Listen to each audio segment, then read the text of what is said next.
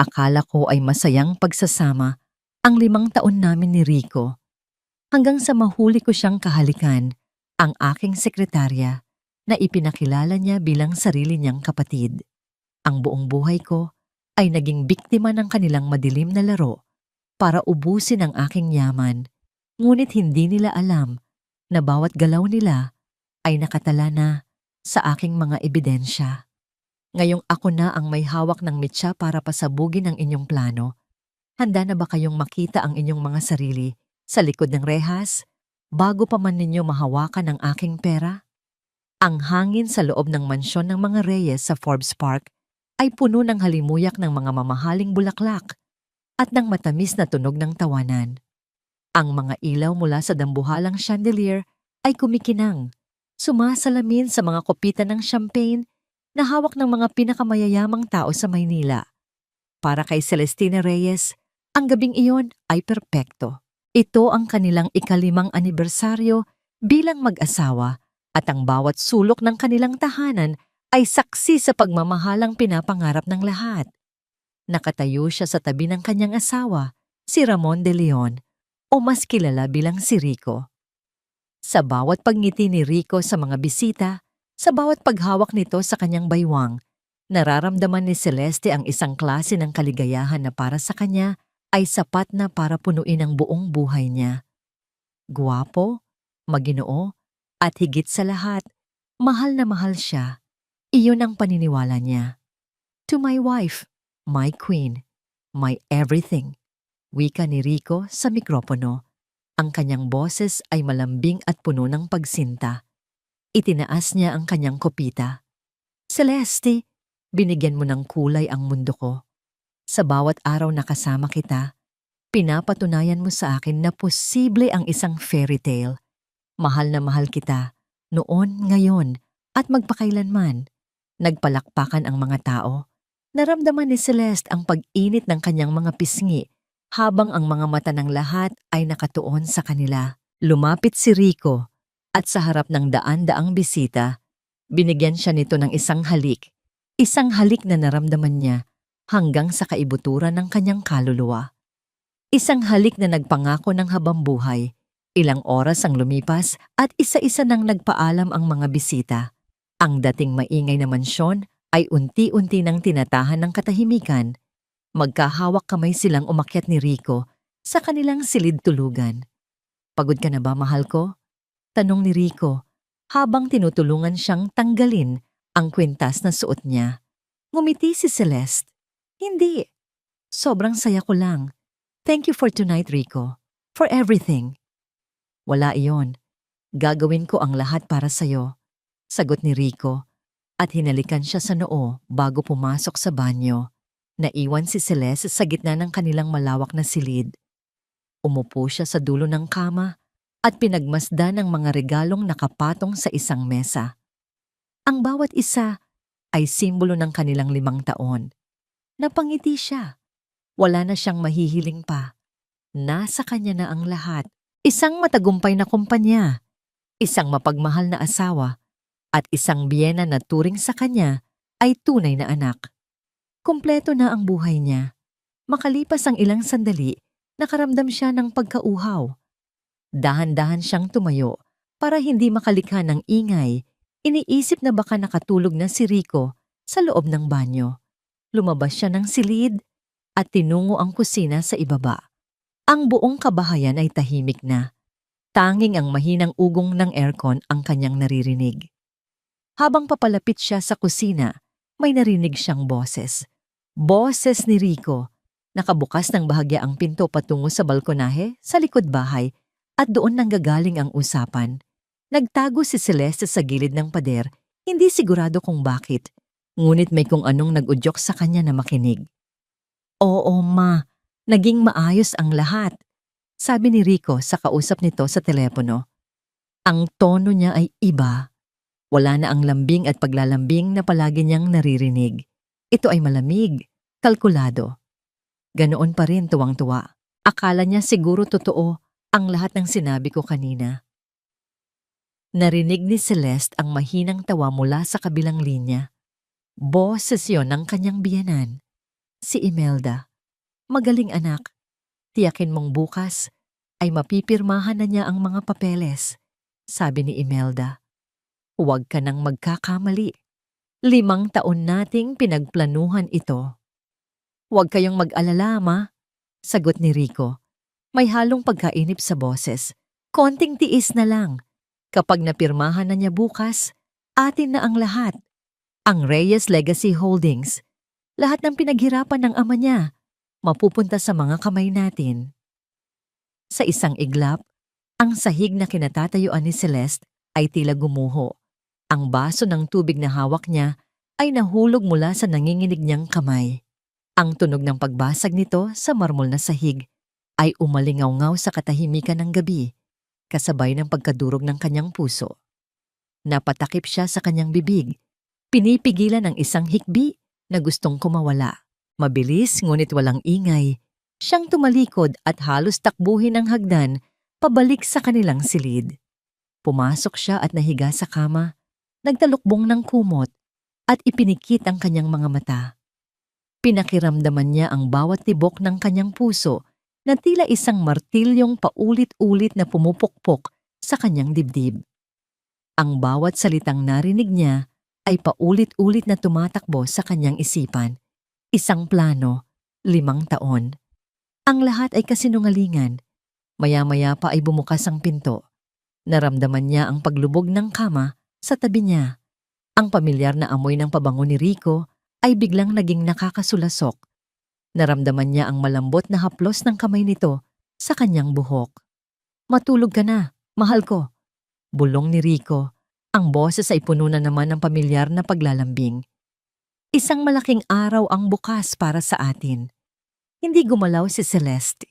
Pinilit niyang gawing normal ang kanyang paghinga, kahit na pakiramdam niya ay sinasakal siya ng katotohanan. Nakapikit siya, ngunit sa likod ng kanyang mga mata, ang larawan ng kanilang perpektong buhay ay unti-unting nagiging abo. Ang gabing nagsimula bilang isang fairy tale ay nagwakas bilang simula ng isang bangungot. Walang tulog. Iyan ang naging gabi ni Celestina.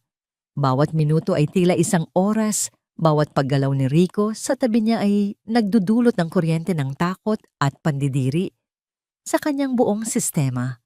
Paano siya nakatagal na katabi ang isang halimaw na nagpapanggap na prinsipe? Paano niya nagawang magkunwaring mahimbing habang ang buo niyang mundo ay gumuho? Kinabukasan, ang sikat ng araw na tumatagos sa kanilang bintana ay tila isang panunuya. Dati, ito ang paborito niyang bahagi ng umaga. Ngayon, ang liwanag ay nagsisilbi lamang para mas lalong ipakita ang dumi ng kasinungalingan na bumabalot sa kanya. Bumangon siya at ginawa ang kanyang karaniwang ritual. Naligo, nagbihis, nag-ayos. Ngunit sa harap ng salamin, hindi niya makilala ang sariling refleksyon. Ang mga mata niya, na dati puno ng kislap, ay ngayon may itinatagong anino ng sakit at pag-aalinlangan. Ngunit kailangan niyang maging matatag. Ngayong araw, magsisimula ang pinakamahirap na pag-arte sa buong buhay niya. Pagbaba niya para sa almusal, naabutan niya si Rico na masayang nagkakape sa kanilang dining area. Nakabihis na ito ng mamahaling suit at ang ngiti nito ay kasing liwanag ng umaga. Isang nangiting dati nagpapatunaw sa kanyang puso, pero ngayoy parang lason na kumakalat sa kanyang paningin. "Good morning, mahal," bati ni Rico. Tumayo para salubungin siya ng isang halik sa pisngi. Napapikit si Celeste sa pagdampi ng labi nito, pinipigilan ang sariling umurong. "I had the chef prepare your favorite, waffles with fresh berries." "Thank you," mahinang sagot ni Celeste.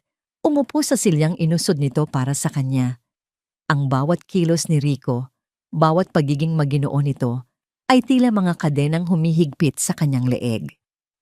Habang kumakain sila sa isang nakabibinging katahimikan, inilapag ni Rico ang isang mamahaling leather-bound folder sa ibabaw ng mesa. Iyon na, ang mga papeles. "Here it is, love," sabi ni Rico na may pananabik sa boses. The new investment portfolio for Reyes Legacy. Once you sign this, we can start expanding to the Asian market. Ito na ang katuparan ng pangarap natin. Tiningnan ni Celeste ang folder. Ito ang sandata na gagamitin para wasakin siya. Dahan-dahan niyang kinuha ito. Ang kanyang mga daliri ay bahagyang nanginginig. Mukhang napakakomplikado nito, Rico. Sabi niya, sinisikap na panatilihing kalmado ang kanyang boses. Maraming legal terms. I think it's best if I have my lawyer look at it first. Para lang sigurado tayo sa bawat hakbang. Nakita niya ang bahagyang pagbabago sa ekspresyon ni Rico. Isang kislap ng pagkainis na mabilis din itong pinalitan ng isang pilit ng ngiti. Of course, mahal. Kung yan ang gusto mo, sabi nito. Pero I was hoping we could finalize it today. Alam mo na, para masimulan na agad. Pero sige, ipatingin mo kay Attorney Santos. Just don't take too long, okay? Tumangulang si Celeste at uminom ng kanyang kape. Ang pait nito ay hindi kayang talunin ang pait na nararamdaman niya sa kanyang dibdib. Pagkaalis ni Rico para sa opisina, isang opisina sa loob ng gusaling pag-aari niya, agad na kinuha ni Celeste ang kanyang telepono. Nanginginig ang kanyang kamay habang hinahanap ang isang numero na matagal na niyang hindi natatawagan para sa isang bagay na personal. Gabriel Santos. Si Gabo, ang pinakamatalik na kaibigan ng kanyang yumaong ama at ang punong abogado ng kanilang pamilya mula pa noong bata siya. Isang taong alam niyang mapagkakatiwalaan niya ng kanyang buhay. Gabo, sabi niya nang sagutin nito ang tawag. Ang kanyang boses ay garagal. Kailangan kita. Kailangan ko ng tulong mo.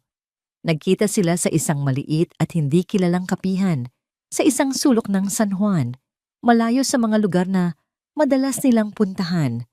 Agad na nakita ni Celeste ang pag-aalala sa mukha ng matandang abogado nang makita siya nito. Celeste, anong nangyari? You look pale. Bungad ni Gabo. Walang paligoy-ligoy. Ikinuwento ni Celeste ang lahat. Ang pag-uusap na narinig niya sa balkonahe, ang mga salitang binitawan ni Rico at ng ina nito, ang folder na naglalaman ng kanyang magiging katapusan. Habang nagsasalita siya, ang mga luhang pinigilan niya buong gabi ay kusa ng bumagsak. Nakinig si Gabo nang walang pagkagambala. Ang kaninang nag-aalalang mukha nito ay dahan-dahang naging seryoso. Ang mga mata ay nanlilisik sa galit. Nang matapos si Celeste, nanatili itong tahimik ng ilang sandali. Tila pinoproseso ang lahat. Huwag na huwag mong pipirmahan ang anumang dokumento, Celeste. Maliwanag ba? Mariing sabi ni Gabo. Ang boses ay mababa, ngunit puno ng awtoridad. Kung ginawa mo, para mo na ring isinuko ang lahat ng kontrol sa kumpanya. This is not just a simple investment. Based on what you told me, this is a systematic transfer of assets. Matagal na nilang binalak ito. 5 taon, Gabo. Humikbi si Celeste. 5 taon ng buhay ko ang binigay ko sa kanya. Isang kasinungalingan lang pala ang lahat. Makinig ka sa akin, Celeste, sabi ni Gabo. Inabot ang kamay nito at marahang ipinatong sa nanginginig niyang kamay. Hindi ito ang oras para umiyak. Ito ang oras para lumaban. Kailangan nating mag-ipon ng ebidensya. Every conversation, every document, every suspicious action, kailangan nating i-record. Simula ngayon, kailangan mong maging mas matalino, mas maingat, at mas malakas kaysa sa kanila. Pinunasan ni Celeste ang kanyang mga luha, hindi gamit ang panyo, kundi ang likod ng kanyang palad. Isang kilos na hindi mahinhin, isang kilos na nagpakita ng pagbabago sa loob niya. Ang kaninang babaeng wasak at umiiyak ay napalitan ng isang determinadong titig. Ang sakit ay naroon pa rin, ngunit ngayon ay may kasama na itong apoy. Tumingin siya ng diretso sa mga mata ni Gabo. Ang kanyang boses ay hindi na nanginginig. Ito ay matatag at puno ng isang bagong tuklas na lakas. Tulungan mo ako, Gabo, sabi niya. Hindi ako papayag na makuha nila ang pinaghirapan ng pamilya ko. Hindi ako papayag na gawin nila akong tanga. Kung gusto nila ng laban, ibibigay ko sa kanila. Isang bahagyang ng ngiti ang sumilay sa labi ni Gabo. Ito ang Celeste na kilala niya. Ang anak ng kanyang kaibigan. Ang babaeng lumaki na may tapang at talino. Iyan ang kailangan kong marinig, sabi ni Gabo. Umuwi ka na. Umarte kang parang walang nangyari. Maging asawa ka pa rin niya. Ngunit buksan mo ang iyong mga mata at tainga. At tandaan mo, Celeste, hindi ka nag-iisa sa laban na ito. Umalis si Celeste sa kapihan na may bigat sa kanyang dibdib, ngunit may plano na sa kanyang isipan. Ang pagmamaneho pa uwi ay isang pagsubok. Ang bawat kanto, bawat pamilyar na gusali, ay tila bahagi ng isang malaking entablado kung saan siya ang bida sa isang trahedya. Ngunit ngayon, siya na ang magdidikta ng magiging wakas. Pagpasok niya sa malaking pinto ng kanilang mansyon, isang hindi inaasahang tanawin ang sumalubong sa kanya. Doon, sa gitna ng kanilang marangyang sala, nakaupo ang kanyang biyenan na si Imelda de Leon. Nakaupo ito sa paboritong sopa ni Celeste, na para bang ito ang reyna ng tahanan. Sa kandungan nito ay may isa pang folder, kaparehong-kapareho, ng ibinigay ni Rico kaninang umaga. Nang makita siya ni Imelda, isang matamis, halos mapagmahal na ngiti ang gumuhit sa mga labi nito. Isang ngiting na ngayon ay alam na ni Celeste na punong-puno ng kamandag. Celeste, Hija, malaming na wika ni Imelda, ikinumpas ang kamay nito sa bakanteng espasyo sa tabi niya. Halika, maupo ka. May kailangan lang tayong pag-usapan tungkol sa kinabukasan ninyo ni Rico. Ang ngiti ni Imelda ay parang isang maskarang porselana, perpekto sa labas, ngunit malamig at walang buhay. Para kay Celeste, ang sala ng sarili niyang bahay ay biglang naging isang entablado at siya ang hindi handang bida sa isang dula-dulaan ng mga ahas. Huminga siya ng malalim, ipinapaalala sa sarili ang mga salita ni Gabo. Umarte kang parang walang nangyari. Mama, bati ni Celeste, pinilit ngumiti habang lumalakad papalapit. Hindi po kayo nagsabi na darating kayo. Sana na ipahanda ko ang paborito ninyong merienda. Tumawa si Imelda, isang tawang hindi umabot sa kanyang mga mata. Huwag mo na akong alalahanin, Hija. Dumaan lang ako para kumustahin ka. At para na rin dito, Anya, tinapik ang folder sa kanyang kandungan. Alam mo na, para sa kinabukasan ninyo. Umupo si Celeste sa tabi nito. Pinapanatili ang isang ligtas na distansya. Ang amoy ng pabango ni Imelda ay tila nakakasakal. Celeste, anak, simula ni Imelda.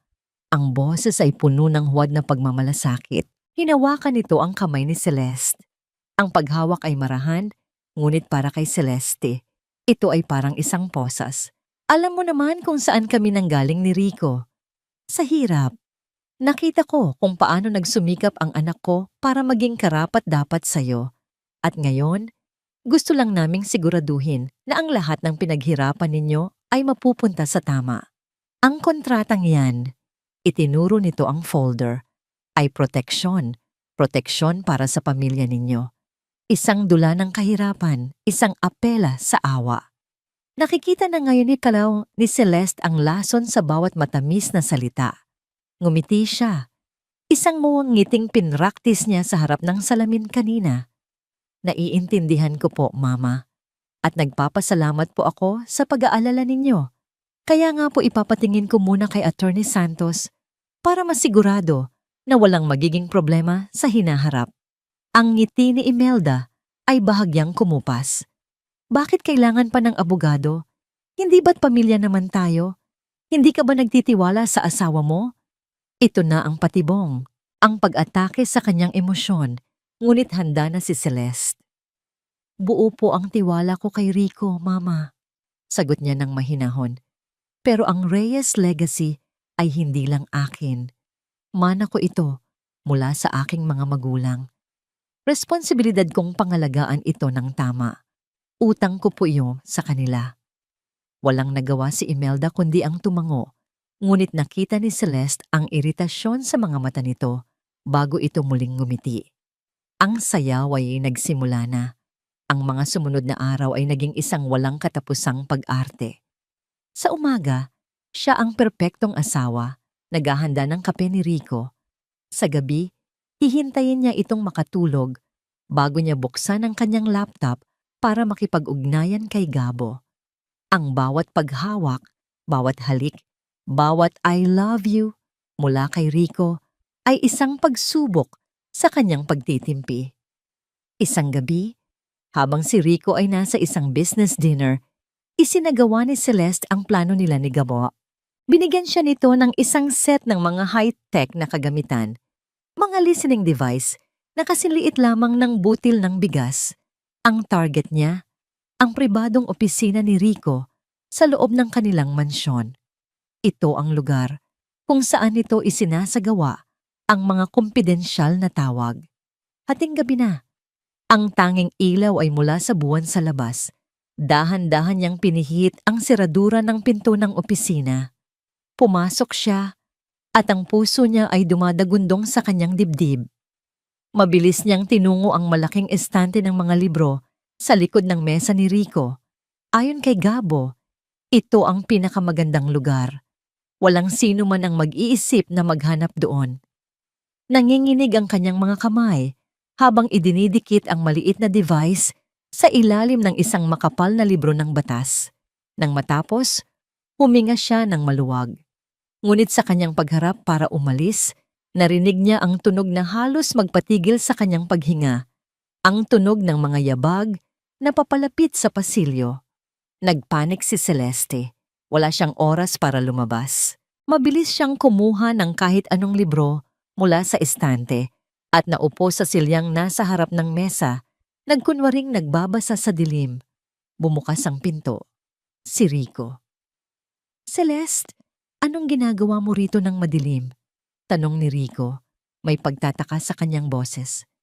"Rico, ginulat mo ako," sabi ni Celeste. Inilagay ang kamay sa kanyang dibdib. "Hindi ako makatulog. Naisip ko lang na baka may maganda akong mabasa rito para antukin ako." Tinitigan siya ni Rico ng ilang segundo. Bawat segundo ay parang isang walang hanggan. Nakita ba siya nito? May hinala ba ito? Ngumiti si Rico at binuksan ang ilaw. "You should have told me. Akala ko kung sino na. Halika na, mahal. Bumalik na tayo sa kwarto. Ako ang magpapatulog sa'yo." Sumunod si Celeste. Ang libro ay mahigpit pa ring hawak sa kanyang kamay. Pakiramdam niya ay nakatakas siya sa bibig ng leon. Kinabukasan habang nasa trabaho si Celeste, sinimulan niyang i-monitor ang device gamit ang isang app sa kanyang telepono. Buong araw, puro mga ordinaryong business calls lang ang naririnig niya. Ngunit pagsapit ng hapon, pumasok ang tawag na hinihintay niya, si Imelda. Ikinabit ni Celeste ang kanyang earphones, nagtago sa loob ng kanyang pribadong banyo sa opisina at nakinig. "Naiinip na ako, Rico," bulyaw ni Imelda mula sa kabilang linya. "Bakit hanggang ngayon ay hindi pa niya pinipirmahan? Masyado mo siyang binibigyan ng laya." "Ma, calm down," sagot ni Rico. Ang boses ay may halong pagkayamot. "Ginagawa ko na ang lahat. Araw-araw ko siyang kinukulit. Akala mo ba madali? Ang hirap magpanggap na mahal mo ang isang babaeng ang tingin sa sarili ay napakatalino. Pero sa totoo lang, uto-uto." Isang punyal ang bawat salita. Itinikom ni Celeste ang kanyang mga kamao. Kinagat ang labi para pigilan ang pag-iyak. "Bilisan mo," utos ni Imelda. Bago pa may makaalam na iba, "Kamusta na nga pala ang kapatid mo? Nagre-report ba sa'yo ng maayos?" "Kapatid?" Naguluhan si Celeste. "Anong kapatid?" At pagkatapos, narinig niya ang isang katok sa pinto sa kabilang linya. Nasinundan ng isang ikatlong boses, isang boses ng babae, isang boses na napakapamilyar. "Sir Rico, nandito na po ang kape ninyo," sabi ng boses.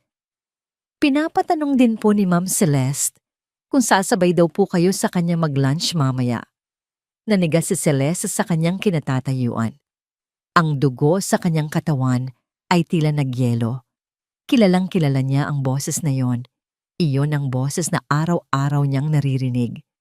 Ang boses na pinagkakatiwalaan niya sa kanyang mga sekreto, sa kanyang schedule, sa kanyang buhay. Iyon ang boses ni Lorna, ang kanyang personal assistant, ang babaeng itinuring na niyang parang isang nakababatang kapatid. Nakatayo si Celeste sa loob ng malamig at puting banyo ng kanyang opisina, ngunit hindi niya maramdaman ang lamig ng tiles sa kanyang mga paa. Ang tanging nararamdaman niya ay ang pag-akyat ng init sa kanyang mukha. Isang init na dala ng galit at kahihiyan. Ang boses ni Lorna, ang malambing at magalang na boses na yon, ay umalingaw-ngaw sa kanyang tainga na parang isang sirang plaka. Paulit-ulit, nakakabingi. Kapatid mo. Ang dalawang salitang binitawan ni Imelda ay tila isang susi na nagbukas ng isang pinto sa kanyang isipan. Isang pinto patungo sa isang madilim na silid na puno ng mga alaala na ngayon ay mayroon ng bagong, nakakakilabot na kahulugan. Hinubad niya ang earphones, ang katahimikan ay biglang naging mas nakakatakot. Sumandal siya sa pader, ipinikit ang mga mata at huminga ng malalim. Ang pagtataksil ni Rico ay isang punyal na tumusok sa kanyang puso. Ngunit ang pagtataksil ni Lorna, ito ay isang lason. Isang lason na matagal na palang kumakalat sa kanyang sistema na hindi niya namamalayan. Unti-unting pinapatay ang kanyang tiwala mula sa loob. Biglang bumalik sa kanyang alaala ang isang pangyayari 6 na buwan na ang nakalipas. Isang napakahalagang kontrata sa mga investor mula sa Valdez Corporation ang nasa mesa niya. Isang maling galaw lang at mawawala ang deal. Natatandaan niya, si Lorna ang nagdala ng kape sa kanya. At aksidenteng natapon ito ni Lorna sa mismong pahina kung nasaan ang mga pinakakritikal na numero. Nagpanik sila pareho. Si Lorna ay umiyak pa at walang tigil na humingi ng tawad. Si Celeste, sa kabila ng inis, ay naawa pa at sinabing, "Okay lang, Lorna. Aksidente lang." Dahil sa pagkaantala, kinailangan nilang magmadali. At may isang maliit na detalye sa kontrata na hindi niya napansin. Isang detalyeng nagkakahalaga sa kumpanya ng milyon-milyon sa loob ng 3 buwan. At may isa pa, noong pinag-iisipan niyang bumili ng isang malaking lupain sa Cebu para sa isang bagong resort. Si Rico ang may gusto sa deal, ngunit nag-aalangan si Celeste. Lumapit si Lorna sa kanya.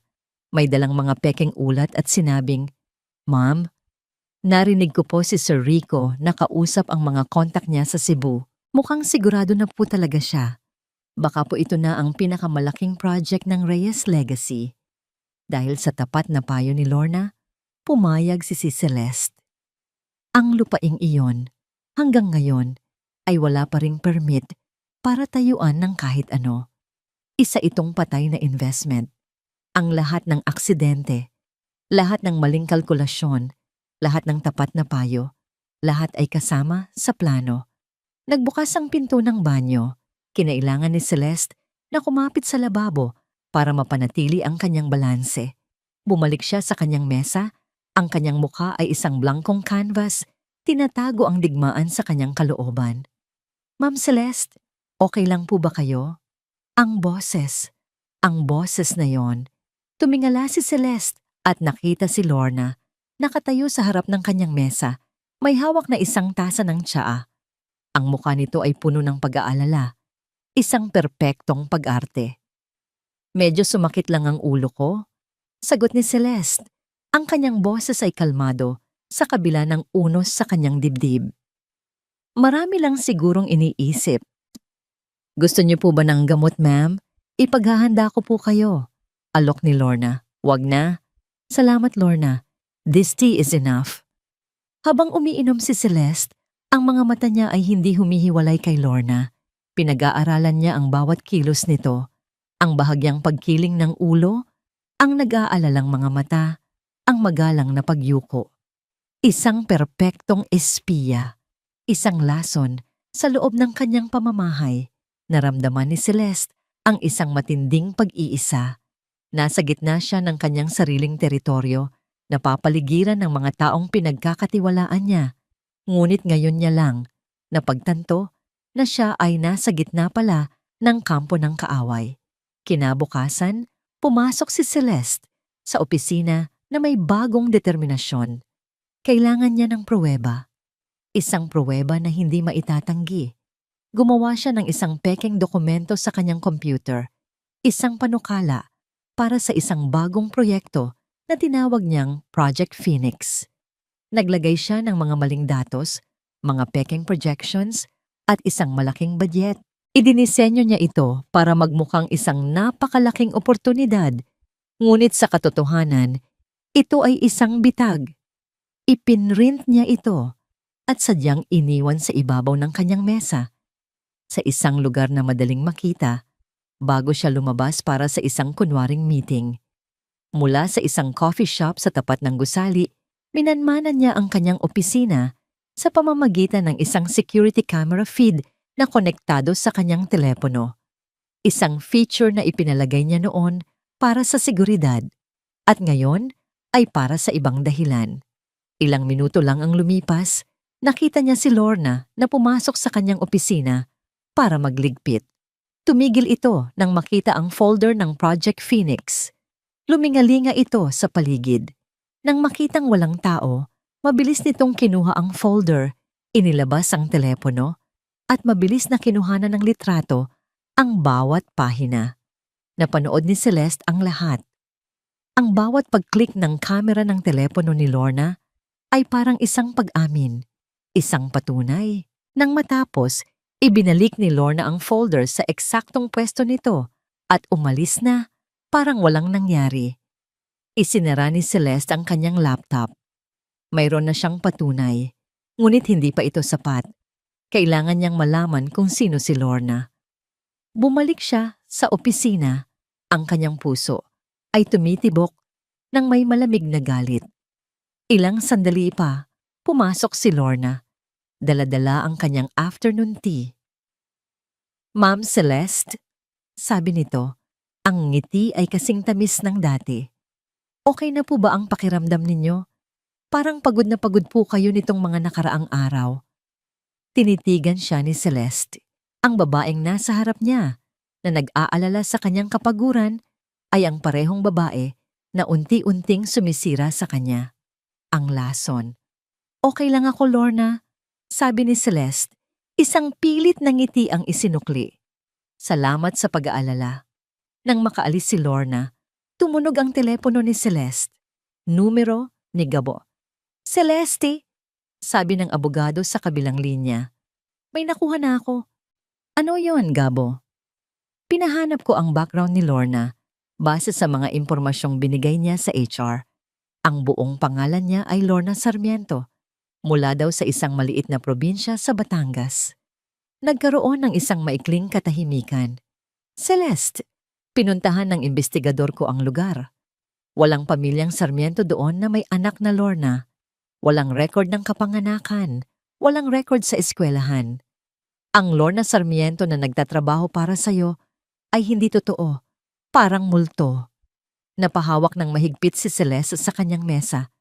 "Anong ibig mong sabihin?" Pero pagpapatuloy ni Gabo, ang kanyang boses ay bumaba, naging mas seryoso. "Habang hinahanap namin ang mga posibleng koneksyon niya, may nahanap ako sa Registry of Deeds ng Quezon City, isang property na nakapangalan kay Imelda de Leon. At may isa siyang co-owner sa titulo, isang Lorna de Leon." Lorna de Leon. Ang pangalan ay umalingaw-ngaw sa isipan ni Celeste, hindi bilang isang tunog, kundi bilang isang pisikal na dagok. Tila huminto ang pag-ikot ng mundo. Ang boses ni Gabo sa kabilang linya ay nagpatuloy sa pagsasalita, ngunit ang mga salita ay naging isang walang kahulugang ugong. Napahawak siya sa gilid ng kanyang mesa. Ang kanyang mga buko ay namumuti sa higpit ng kapit. "Kapatid, hindi lang isang kasabwat. Hindi lang isang espiya, kapatid, dugo, pamilya, ang buong relasyon nila. Ang 3 taon kung saan si Lorna ay naging anino niya, ang kanyang kanang kamay, ang kanyang little sister, ay isang malaking, masalimuot na pag-arte. Ang bawat pag-aalala, bawat tasa ng tsa, bawat pagpapayo ay bahagi ng isang grandiyosong plano para sirain siya.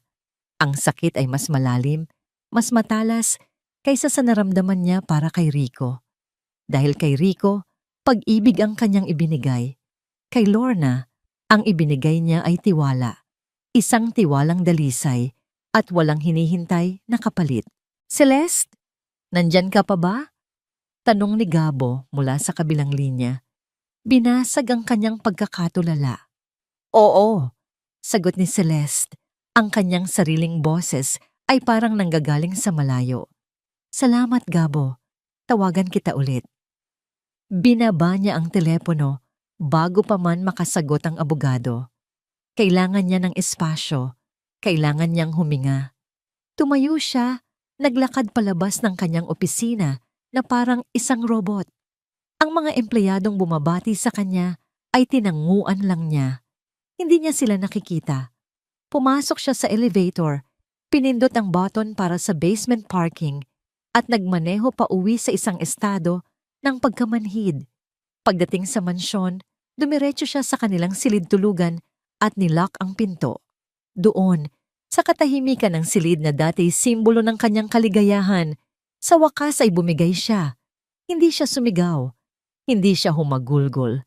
Sa halip, isang tahimik na pag-agos ng luha ang bumagsak mula sa kanyang mga mata. Dumulas siya sa sahig. Ang likod ay nakasandal sa malamig na kahoy ng pinto. Ang kanyang mga mata ay napako sa isang silver picture frame sa kanyang bedside table. Isang litrato nilang dalawa ni Lorna, kuha noong nakaraang Pasko. Magkaakbay sila, nakangiti ng malapad sa kamera. Suot ang mga parehong Christmas sweater na binili niya para sa kanila. Sa litratong yon, mukha silang tunay na magkapatid. Isang masayang alaala na ngayon ay isa ng simbolo ng pinakamatinding kataksilan. Kinuha niya ang picture frame. Ang kanyang hinlalaki ay marahang humaplos sa nakangiting mukha ni Lorna. Paano? Paano niya nagawa ito? Paano niya nagawang tingnan si Celeste? Sa mata araw-araw, tawagin siyang mom at magpanggap na nagmamalasakit habang sa likod ay tinatarakan siya ng paulit-ulit. Biglang bumangon ang isang uri ng galit sa loob ni Celeste. Isang galit na malamig at nakakapasong. Hindi ito ang nag-aalab na galit na naramdaman niya para kay Rico. Ito ay mas tahimik, mas malalim. Ito ang galit na ipinanganak mula sa durog na tiwala. Sa isang iglap, ibinalibag niya ang picture frame sa pader. Ang tunog ng nabasag na salamin ay sumabog sa silid. Tumayo siya. Ang kanyang paghinga ay mabilis at mababaw. Tapos na ang pag-iyak. Tapos na ang pagiging biktima. Ang sakit ay hindi nawala. Ngunit ito ay nag-iba ng anyo. Naging gasolina. Naging sandata. Kinuha niya ang kanyang telepono at tinawagan si Gabo. Gabo, sabi niya. Ang kanyang boses ay walang bakas ng luha. Ito ay matigas na parang bakal. Kailangan kong patunayan na magkapatid sila. Celeste, mahirap yan, sagot ni Gabo. They have probably covered their tracks very well. Walang public records na mag-uugnay sa kanila. Then we create a situation where they have no choice but to reveal themselves, determinadong sabi ni Celeste. Gabo, kailangan mong ipatail si Lorna. 24 oras. Gusto kong malaman ang bawat galaw niya. Bawat taong kausap niya, bawat lugar na puntahan niya, lalo na kapag hindi siya nasa opisina o sa bahay. Kinabukasan, pumasok si Celeste sa trabaho na may bagong anyo. Ang kanyang damit ay mas formal, ang kanyang buhok ay nakatali ng mahigpit, at ang kanyang mukha ay walang emosyon. Para siyang isang general na naghahanda para sa isang digmaan. Nagpatawag siya ng isang biglaang meeting. Ngunit bago yon, inutusan niya si Lorna. Lorna, masama ang pakiramdam ko, sabi ni Celeste, hinahawakan ang kanyang tiyan. Parang food poisoning.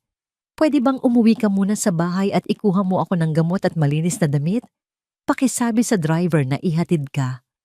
Nako, sige po ma'am. Nag-aalalang sagot ni Lorna. Agad na kinuha ang kanyang bag. Mag-ingat po kayo rito. Ito ay isang pain. Isang paraan para mailabas si Lorna sa opisina at mabigyan ng kalayaang kumilos. Habang papaalis si Lorna, nag-text si Celeste sa investigador ni Gabo. She's on the move. Ang tunay na dahilan ng pagpapauwi niya kay Lorna ay para bigyan ito ng pagkakataong makipagkita sa kanyang pamilya. Naisip ni Celeste na sa isang sitwasyon kung saan siya ay may sakit, malamang na mag-uulat si Lorna sa kanyang mga amo, ang kanyang kapatid at ina. Buong araw, bawat 5 minuto ay tinitingnan ni Celeste ang kanyang telepono. Naghihintay ng update. Ang paghihintay ay isang torture. Pagsapit ng dapit hapon, dumating ang tawag na hinihintay niya. Isang text message mula kay Gabo. Naglalaman ito ng isang serye ng mga litrato. Binuksan niya ang unang litrato. Si Lorna, bumababa sa isang taxi sa harap ng isang luma, maliit na simbahan sa isang abalang kalye sa Quezon City. Ang pangalawang litrato. Si Lorna, naglalakad papasok sa simbahan, maingat na tumitingin sa paligid. Ang pangatlong litrato. Si Lorna, nakaupo sa isa sa mga bangko sa loob, nag-aantay.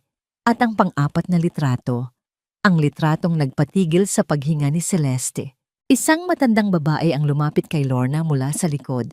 Ang babae ay si Imelda de Leon. Sa litrato, nakayakap si Imelda kay Lorna. Hindi ito isang yakap ng mag-amo o magkaibigan. Ito ay isang yakap ng isang ina sa kanyang anak. Mahigpit, puno ng pagmamahal, at puno ng kasinungalingan. Ang ebidensyang hindi maikakaila. Ang huling litrato ay isang close-up. Si Imelda may ibinubulong sa tainga ni Lorna habang ang mga mata nito ay nakatingin sa paligid. Puno ng pag-iingat. Isinara ni Celeste ang mga litrato. Ang malamig na galit sa kanyang puso ay mas lalong tumindi. Nakuha na niya ang kailangan niya. Ang dugo ng kataksilan na huli sa isang litrato. Sakto namang bumukas ang pinto ng kanyang opisina. Pumasok si Lorna, may dalang isang maliit na paper bag. Ang kanyang muka ay muling puno ng pag-aalala. Ma'am Celeste, heto na po ang gamot ninyo, sabi nito. Inilapag ang paper bag sa kanyang mesa. Kumain na rin po kayo para lumakas kayo. Nag-aalala na po ako sa inyo. Itinaas ni Celeste ang kanyang tingin mula sa telepono. Ang kanyang mga mata ay diretso at walang kurap na tumitig kay Lorna. Ang kanyang kamay ay mahigpit na nakahawak sa telepono kung saan nakatago ang mga litrato ng katotohanan. Ngumiti siya. Isang ngiting hindi umabot sa kanyang mga mata. Salamat, Lorna, sabi niya. Ang bawat salita ay may bigat. Hindi mo alam kung gaano kalaking tulong ang nagawa mo ngayon. Ang mga sumunod na linggo ay naging isang tahimik na digmaan ng pagmamanman. Si Celeste, armado ng katotohanan, ay naging isang maingat na manlalaro ng chess. Ang bawat ngiti, bawat tango, bawat pag-uusap ay isang kalkuladong galaw. Naramdaman niya ang pagbabago sa hangin. Ang pasensya ni Rico at Imelda ay nauubos na. Ang kanilang mga kilos ay nagiging mas desperado. Gabi-gabi, sinusubukan ni Rico ang iba't ibang paraan ng pangungumbinsi. Minsan, siya ay nagiging sobrang lambing. Dinadalhan siya ng bulaklak, nilulutuan ng hapunan. Sa ibang gabi naman, siya ay nagiging malungkot, nagdradrama tungkol sa pressure mula sa board of directors at kung paano ang kontrata lang na iyon ang makakapagligtas sa kanilang kinabukasan. Tinitiis ni Celeste ang lahat. Ang kanyang puso ay naging bato sa harap ng pag-arte ng lalaking minsan niyang minahal. Isang gabi, habang naghahapunan sila, inilatag ni Rico ang kanyang huling baraha. Mahal, simula nito, hinawakan ang kanyang kamay sa ibabaw ng mesa. Alam kong pagod ka na, stressed ka sa trabaho, at nararamdaman ko na medyo lumalayo ka sa akin. Naisip ko, baka kailangan natin ng isang bakasyon. Tayong dalawa lang. Itinaas ni Celeste ang kanyang tingin mula sa plato. Bakasyon? Saan naman? Ang mukha ni Rico ay biglang nagliwanag. Inilabas nito ang kanyang telepono at ipinakita ang mga litrato ng isang napakagandang resort sa El Nido, Palawan. Mga puting buhangin, malinaw na asul na tubig, at isang pribadong villa sa tabi ng dagat. Paraiso. I booked a private island resort for us, love. 4 na araw, 3 gabi. Walang telepono, walang meetings, walang stress. Tayo lang. Para maalala natin ulit kung paano tayo nagsimula. Sabi ni Rico, ang kanyang mga mata ay kumikinang sa pananabik. At para magkaroon na rin tayo ng oras na pag-usapan ng mas insinan at pirmahan ng investment papers, walang istorbo. Naramdaman ni Celeste ang paglamig ng kanyang dugo. Isang bitag, isang perpektong bitag. Ilalayo siya nito sa kanyang mga kakampi, lalo na kay Gabo. Ihihiwalay siya sa kanyang mundo, sa isang lugar kung saan siya ay mas madaling manipulahin, isang paraiso na magiging kanyang kulungan. Ngunit habang tinitingnan niya ang mga litrato ng paraiso, isang ideya ang nabuo sa kanyang isipan. Isang mapanganib na ideya. Kung ito ay isang bitag para sa kanya, maaari rin itong maging isang bitag para sa kanila. Wow, Rico, this is beautiful, sabi niya. Pinilit ang isang ngiti. Sige, payag ako. Kailangan ko na rin talaga ng pahinga. Ang tuwa sa mukha ni Rico ay hindi maitago. Niyakap siya nito ng mahigpit. Thank you, mahal. I promise this will be the best trip of our lives. Ang simula ng ating bagong buhay. Ang simula ng pagbagsak mo, bulong ni Celeste sa kanyang sarili. Kinabukasan agad niyang tinawagan si Gabo. Palawan? Celeste, nababaliw ka na ba? Halos pasigaw na, sabi ng abogado sa kabi-kabilang linya. This is a trap. They're trying to isolate you. Huwag kang pumayag. Gabo, makinig ka. Mahinahong sabi ni Celeste. Alam kong bitag ito, pero ito na rin ang pagkakataon natin. May ebidensya na tayo laban kay Lorna at Imelda. Pero si Rico, puro circumstantial pa lang. Kailangan ko ng isang malinaw na pag-amin mula sa kanya. Isang confession. At paano mo gagawin yon? Paano kung may gawin silang masama sa'yo doon? Masyadong delikado. Giit ni Gabo. Kaya nga kailangan kita, sabi ni Celeste.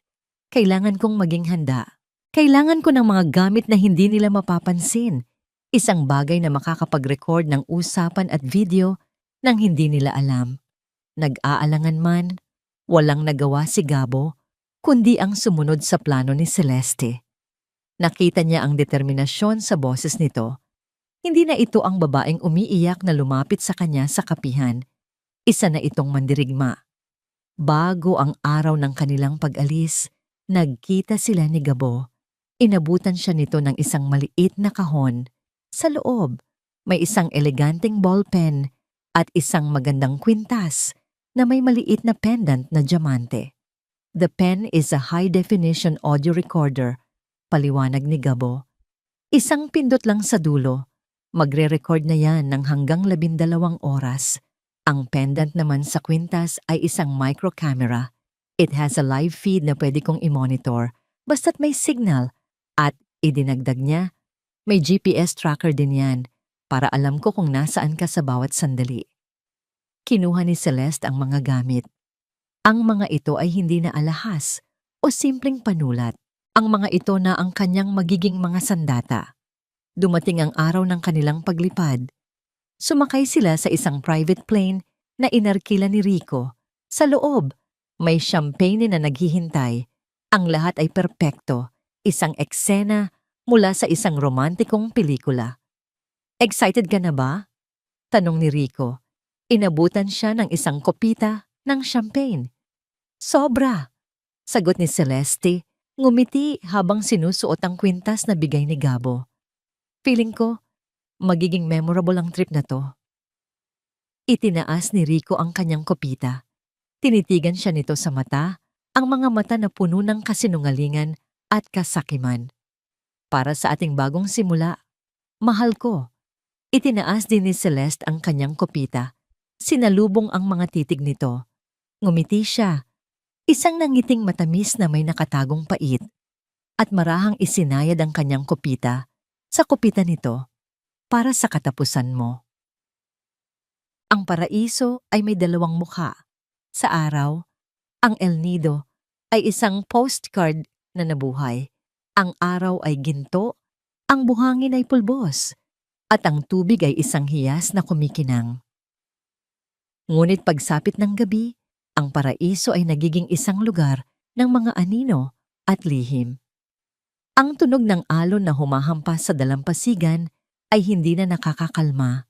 Ito ay naging tunog ng isang orasan, nagbibilang ng mga sandali papalapit sa katotohanan. Inihanda ni Rico ang isang pribadong hapunan para sa kanila sa mismong dalampasigan.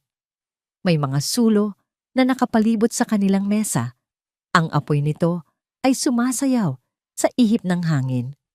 Ang mesa ay puno ng mga paboritong pagkain ni Celeste.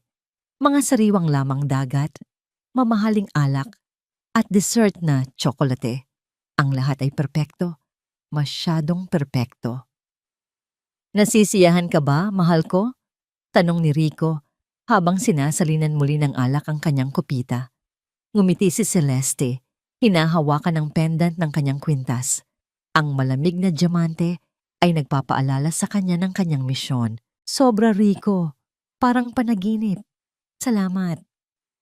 Gagawin ko ang lahat para sa'yo, sabi ni Rico. Ang mga salita ay gasgas na sa kanyang pandinig. Kaya nga gusto kong maging perpekto ang lahat. Para sa atin. Para sa kinabukasan natin. Ito na. Alam ni Celeste na ito na ang simula. Matapos ang kanilang hapunan, habang nakatingin sila sa mga bituin, inilabas ni Rico ang pamilyar na leather-bound folder. Ang sandata. Inilapag niya ito sa mesa, sa tabi ng ballpen na sadyang inilagay doon ni Celeste kanina. Ang ballpen na bigay ni Gabo. Celeste, sabi ni Rico, ang boses ay naging mas seryoso. Alam kong nasa bakasyon tayo, pero ito na ang pinakamagandang pagkakataon para dito. Walang gulo. Tayo lang. Pirmahan mo na ito, mahal. Para pagbalik natin sa Maynila, ang aatupagin na lang natin ay ang pagpapalago ng ating pamilya. Tumingin si Celeste sa folder, pagkatapos ay kay Rico. Sinimulan na niya ang kanyang pag-arte. Kumuha siya ng isang malalim na buntong hininga at uminom ng isang buong kopita ng alak. Rico, sabi niya, ang kanyang boses ay bahagyang nanginginig. Natatakot ako. Kumunot ang noo ni Rico. Natatakot? Saan? Dito, sabi ni Celeste. Itinuro ang folder. Ang laki nito, Rico. Masyadong malaking responsibilidad. Paano kung magkamali ako? Paano kung dahil sa isang desisyon ko, bumagsak ang lahat ng pinaghirapan ni Daddy? Nagsimulang mamasa ang kanyang mga mata. Paano kung malugi ako, Rico? Iiwan mo ba ako? Ang tanong ay tumama sa target. Nakita ni Celeste ang isang kislap sa mga mata ni Rico. Hindi awa, kundi tagumpay. Ang konmoy ay kumagat na. Lumapit si Rico sa kanya. Lumuhod sa buhanginan sa tabi ng kanyang silya. Shh, mahal ko, sabi nito. Hinaplos ang kanyang buhok. Hinding-hindi kita iiwan at hindi ka magkakamali dahil nandito ako. Humikbi si Celeste, isinubsob ang mukha sa mga palad. Pero hindi mo naiintindihan. Ang mga numero, ang mga deal. Napapagod na ako, Rico. Gusto ko na lang maging asawa mo. Ito ang mga salitang gustong marinig ni Rico. Ang mga salitang nagpapatunay sa kanyang isipan na si Celeste ay mahina at kailangan siya. Tumawa si Rico ng mahina. Isang tawang may halong pagmamaliit. Akala nito, dahil sa alak at emosyon, hindi na napapansin ni Celeste ang tunay na kulay nito. "Hey, Celeste," sabi nito, tumayo at kinuha ang folder. "Hindi mo kailangang intindihin ang mga numero. Iyan ang pagkakamali mo. Masyado mong iniisip ang mga bagay na hindi mo naman dapat problemahin. Trabaho ko na yon." Itinaas ni Celeste ang kanyang ulong puno ng luha. "Anong ibig mong sabihin?" Ngumisi si Rico. Ang arogansya ay hindi na maitago. "Ang ibig kong sabihin, mahal, ay magtiwala ka lang sa akin. Matagal na naming pinag-aralan ito ni Mama.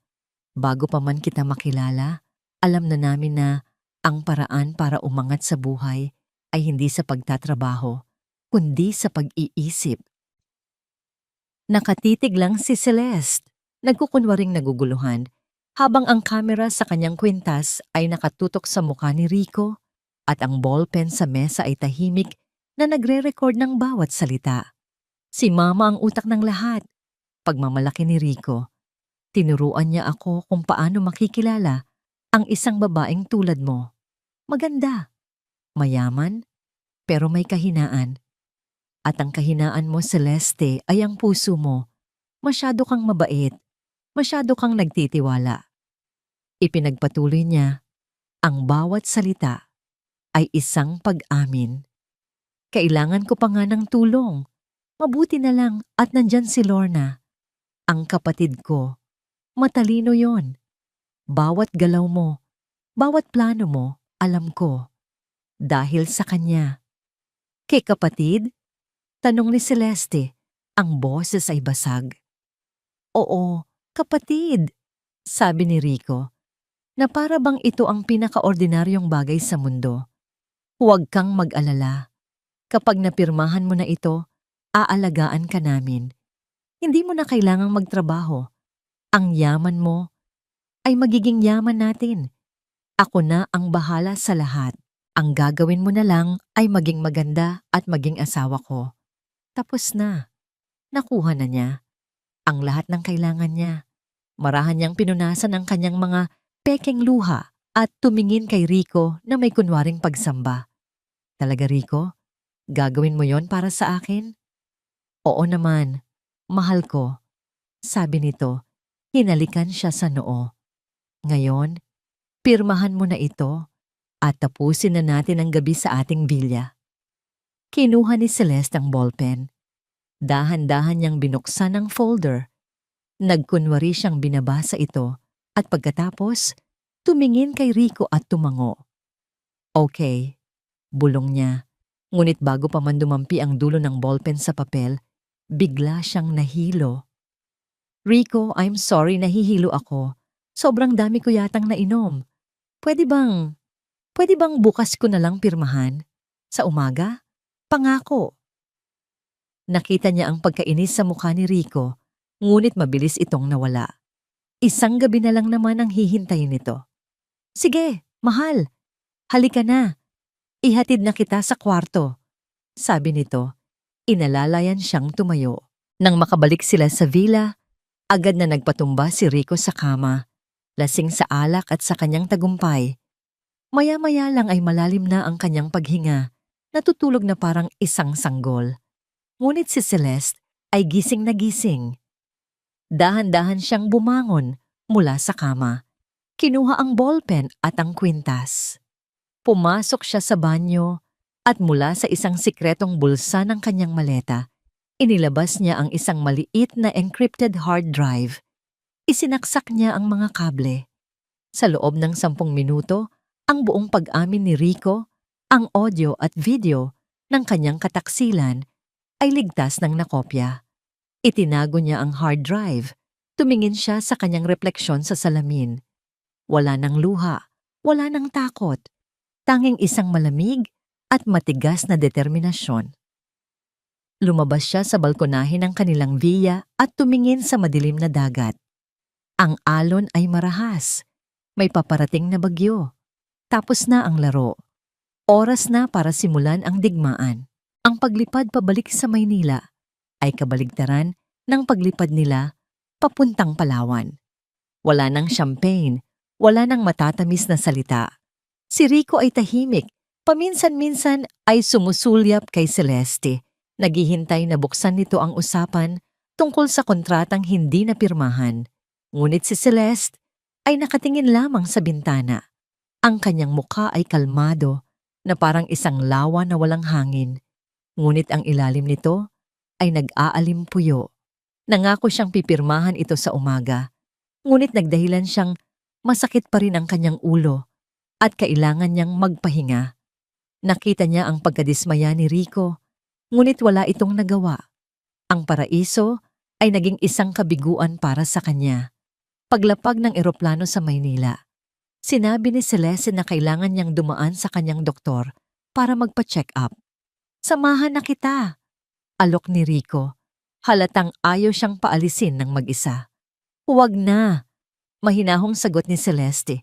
Pagkatapos nito, didiretso ako sa opisina ni Gabo. May mga papeles lang daw na kailangan kong tingnan. Umuwi ka na lang, Rico. Magpahinga ka na. Ang pagbanggit sa pangalan ni Gabo ay tila isang babala. Nag-aalangan man, tumango na lang si Rico. Hindi niya alam, iyon na ang huling pagkakataon na makikita niya si Celeste bilang kanyang asawa sa loob ng kanilang tahanan. Hindi nagpunta si Celeste sa doktor. Dumiretso siya sa law office ni Gabo sa Bonifacio Global City. Pagpasok niya, sinalubong siya ng isang seryoso ngunit may bahagyang ngiti na abogado. I monitored the feed. Nakuha mo, sabi ni Gabo. Hindi na nagpaligoy-ligoy. Inilabas ni Celeste ang encrypted hard drive mula sa kanyang bag at inilapag ito sa mesa. Lahat, Gabo. Nakuha ko ang lahat. Nagliwanag ang opisina sa liwanag mula sa malaking monitor. Magkasama nilang pinanood ang video, ang eksena sa dalampasigan, ang aroganteng pag-amin ni Rico, ang pagbanggit sa pangalan ng kanyang ina at kapatid. Malinaw. Walang putol. Hindi maitatanggi. Habang nanonood, naramdaman ni Celeste ang isang kakaibang distansya. Ang babaeng umiiyak at nagmamakaawa sa video ay parang ibang tao. Isa lamang itong karakter na kanyang ginampanan. Nang matapos ang video, tumingin si Gabo sa kanya. Celeste, this is more than enough.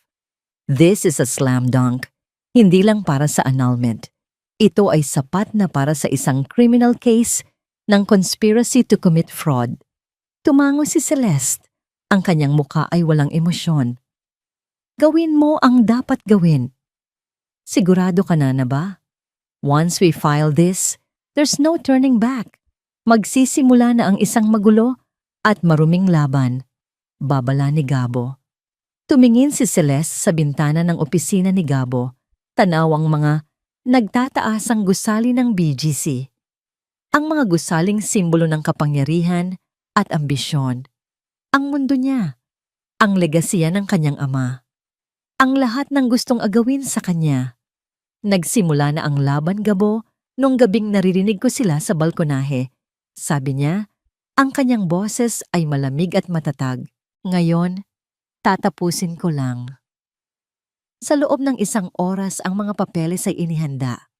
Ang petisyon para sa annulment on the grounds of fraud, ang criminal complaint para sa syndicated estafa at conspiracy, ang request para sa isang temporary restraining order upang hindi makalapit sina Rico, Imelda at Lorna sa kanya o sa alinmang ari-arian ng Reyes Legacy Holdings. Isa-isang pinirmahan ni Celeste ang bawat dokumento. Ang bawat pirma ay parang isang pagputol ng tanikala. Ang bawat pirma ay isang deklarasyon ng kanyang kalayaan. Samantala, sa mansyon sa Forbes Park, si Rico, Imelda at Lorna ay nag-uusap sa sala. Ang kanilang pag-uusap ay puno ng pagkainip at pagkadismaya. Bakit hindi mo na napapirma, Rico? Sigaw ni Imelda. Ilang beses ko bang sasabihin sa'yo na huwag mong bibitawan yan? Ginawa ko na ang lahat, ma. Nalasing siya. Depensa ni Rico. Hayaan niyo bukas.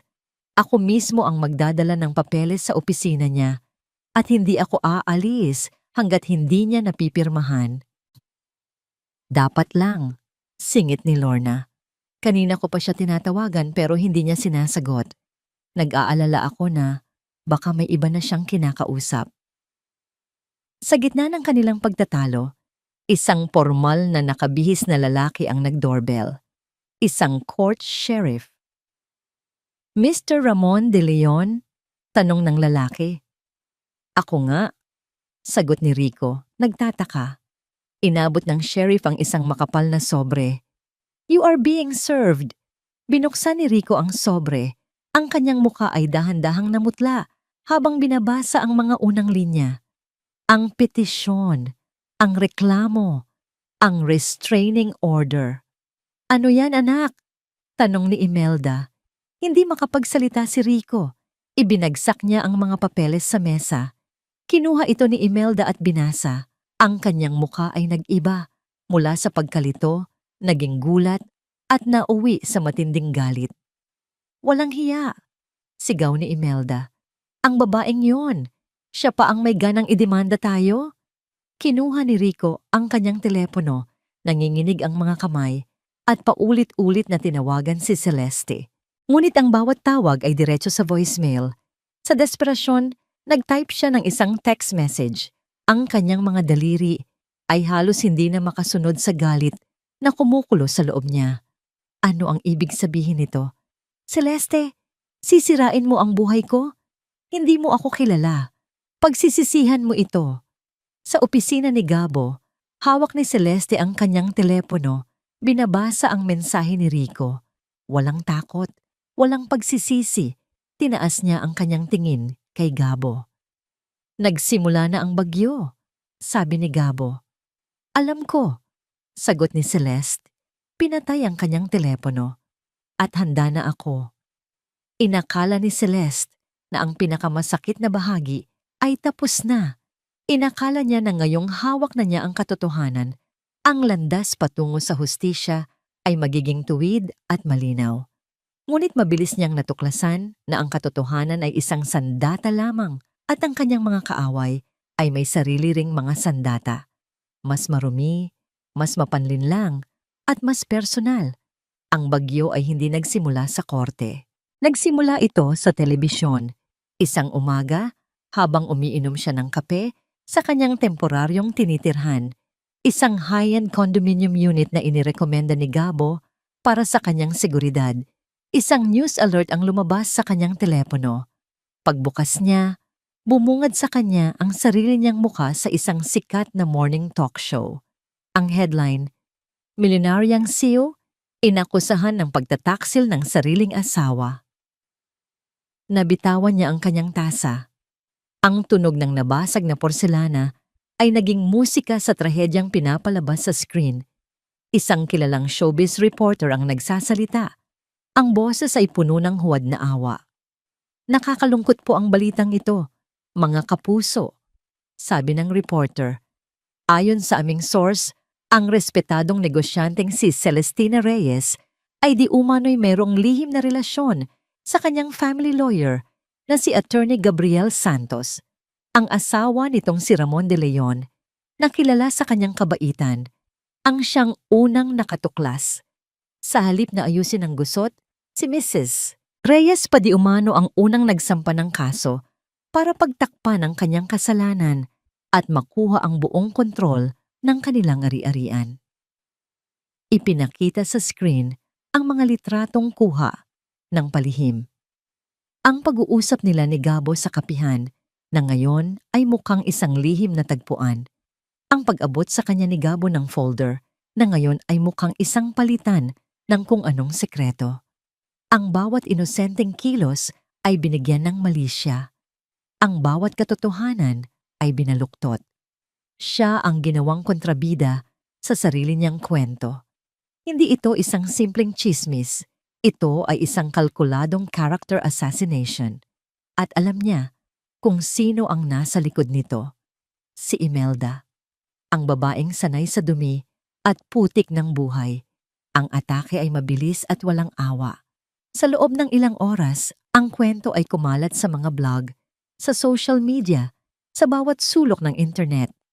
Siya ang babaeng walang puso, ang asawang taksil, ang mga agaw.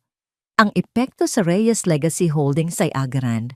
Pagsapit ng tanghali, ang stock market ay nagbukas at ang presyo ng shares ng kanyang kumpanya ay bumagsak na parang isang bato na inihulog mula sa langit.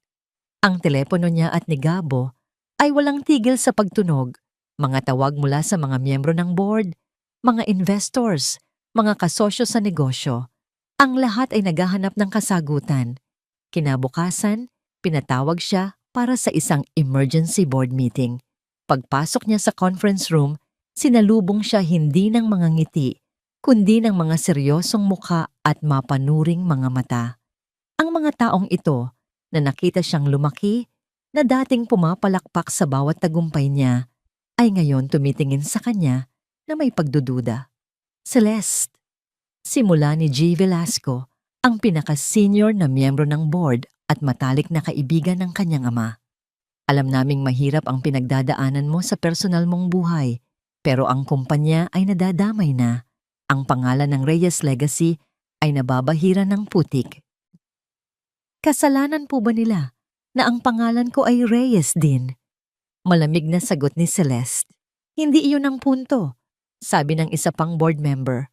Ang punto ay, habang ikaw ang nasa sentro ng iskandalong ito, apektado ang tiwala ng mga investor.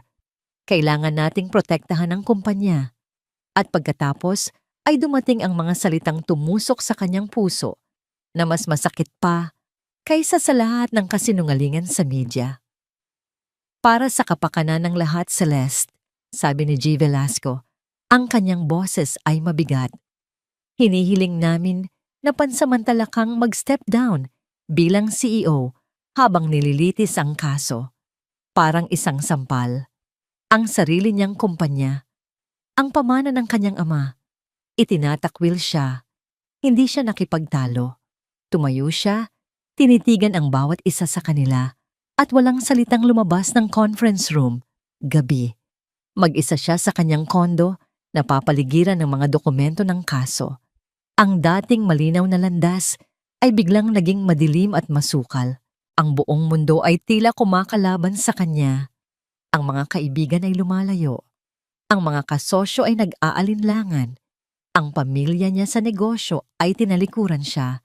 Nagsimula siyang magduda. Tama ba ang ginawa ko? Worth it ba ang lahat ng ito? Paano kung matalo ako?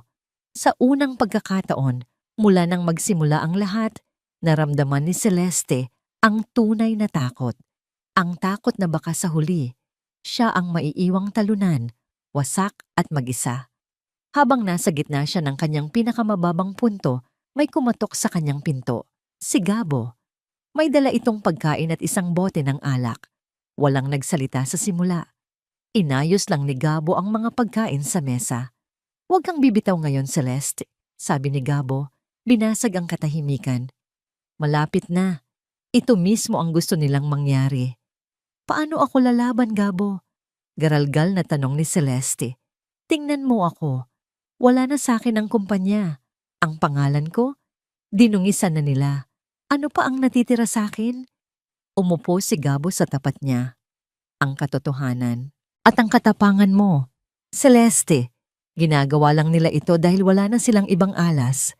Hawak natin ang lahat ng ebidensya. Kaya't ang tanging paraan para manalo sila ay sirain ka bago pa man umabot sa korte. Huwag mong ibigay sa kanila ang gusto nila. Tandaan mo kung sino ka. Anak ka ni Ricardo Reyes. Mas matibay ka kaysa sa inaakala mo. Ang mga salita ni Gabo ay parang isang sinag ng liwanag sa kadiliman. Huminga siya ng malalim.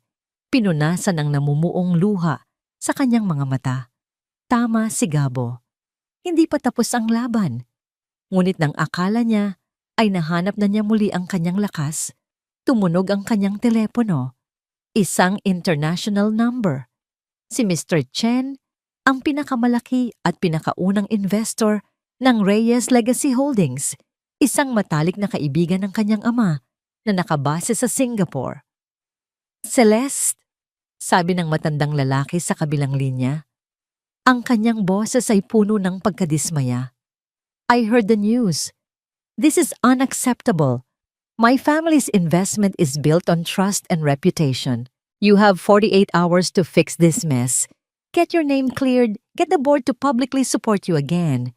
If not, I will pull out every single cent of my investment. Ang tawag ay naputol. Nanigas si Celeste. Hawak ang telepono. Kung aalis si Mr. Chen, magkakaroon ng domino effect. Susunod ang ibang investors. Ang Reyes Legacy Holdings, ang lahat ng pinaghirapan ng kanyang ama, ay babagsak. Hindi lang sa kamay ng mga De Leon. Babagsak ito ng tuluyan. 48 oras, 2 araw para ayusin ang isang gusot na sinira ang kanyang buong buhay. Ang lahat ay tila nawala na. 48 oras. Ang ultimatum ni Mr. Chen ay parang isang bombang may tiyempong sumasabog. Ngunit sa halip na tuluyang sumuko, ang ultimatum na yon ang nagsilbing apoy na muling nagpaalab sa naghihingalong determinasyon ni Celeste. Wala na siyang pakialam sa chismis. Wala na siyang pakialam sa opinyon ng iba. Ang tanging mahalaga ngayon ay ang korte, ang hukuman ng katotohanan. Ang araw ng unang pagdinig ay dumating. Pagbaba pa lang ni Celeste mula sa sasakyan, sinalubong na siya ng isang pader ng mga kamera at mikropono. Ang mga tanong ay parang mga batong ibinabato sa kanya. Mrs. Reyes, totoo po bang may relasyon kayo ni Attorney Santos? Bakit ninyo idinimanda ang sarili ninyong asawa? Totoo bang sinusubukan ninyong agawin ang kumpanya? Hindi siya tumigil. Hindi siya sumagot. Naglakad siya ng diretso. Ang kanyang mga mata ay nakatuon sa malaking pinto ng Hall of Justice. Ang kanyang suot ay isang simpleng itim na pantsuit. Isang uniforme ng isang babaeng handa na para sa digmaan. Sa tabi niya, si Gabo ay kalmado. Nagsisilbing kanyang kalasag laban sa kaguluhan. Pagpasok sa courtroom, ang hangin ay mabigat at puno ng tensyon. Sa kabilang panig, nakaupo ang pamilya De Leon. Si Rico, na mukhang pagod at mas payat, ay hindi makatingin sa kanya ng diretso. Si Imelda, na nakasuot ng puting damit na tila isang inosenteng lola, ay tinitingnan siya ng may paghamak. At si Lorna, nakayuko. Iniiwasan ng kanyang tingin ang larawan ng isang kawawang biktima. Kasama nila ang kanilang abogado, si Attorney Robles, isang kilalang attack dog sa mundo ng batas. Nagsimula ang paglilitis. Unang tumayo si Attorney Robles. Ang kanyang boses ay malakas at puno ng kumpiyansa.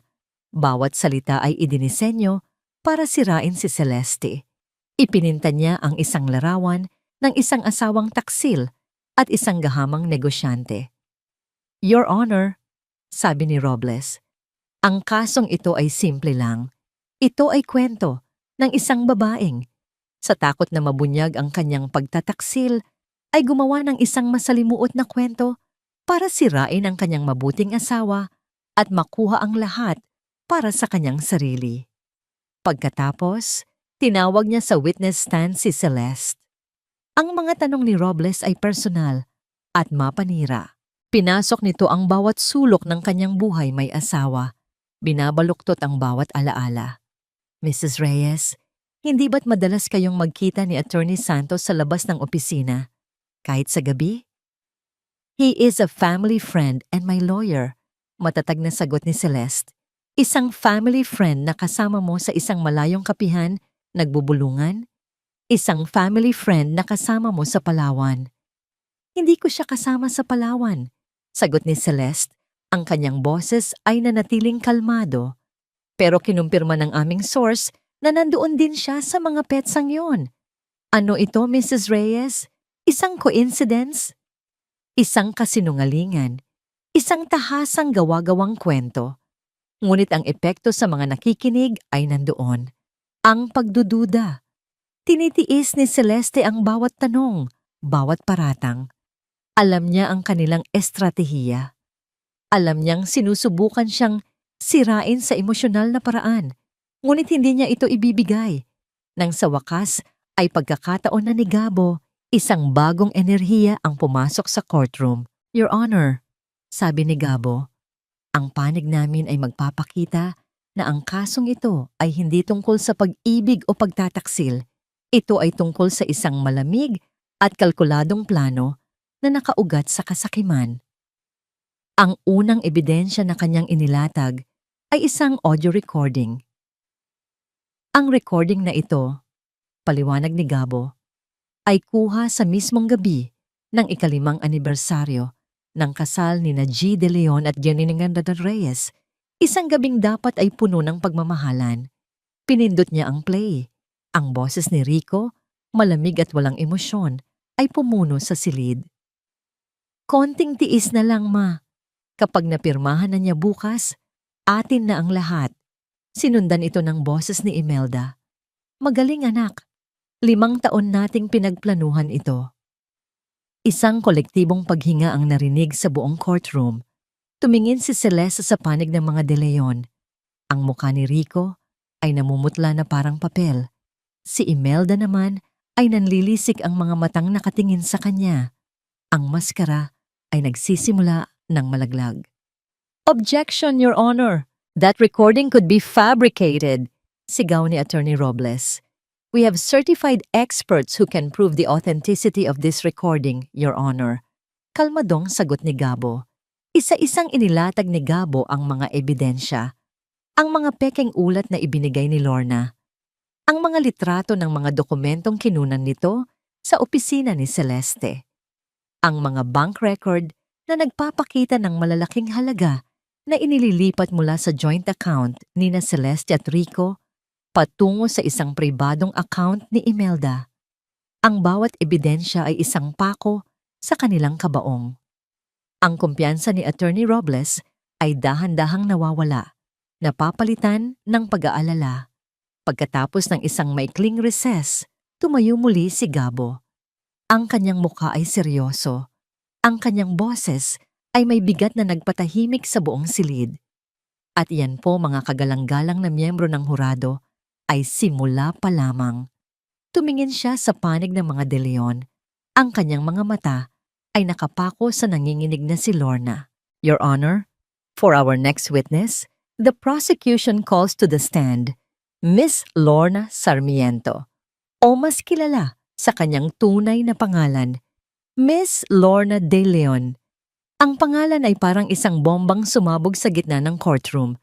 Lahat ng mata ay napunta kay Lorna.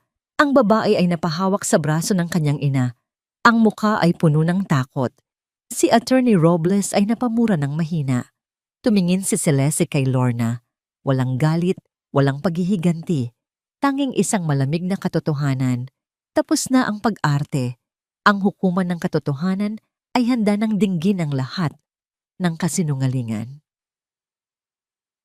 Ang pagtawag sa pangalan ni Lorna De Leon ay nagdulot ng isang nakabibinging katahimikan sa loob ng courtroom na mabilis na sinundan ng isang mahinang bulungan mula sa mga manonood.